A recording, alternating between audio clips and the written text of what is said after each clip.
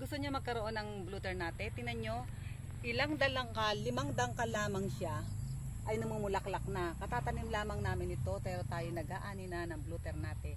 Alam natin na maraming benepisyo ang blue ternate, kaya magandang tayo makapagtanim. At meron tayo nito, kaya kayo ay umorder na sa amin.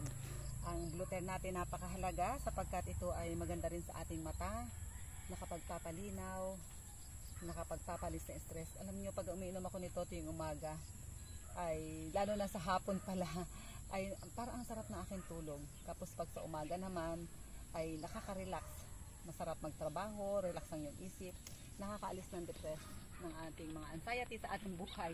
O ilang dangkal pa lamang nakakagiliw sapagkat napakarami niyang bulaklak, marami tayong makukuha na bulaklak.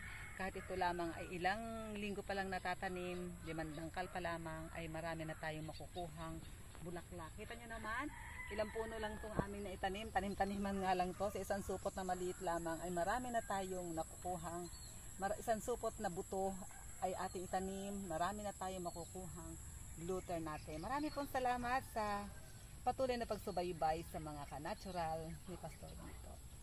Tayo mangunguha.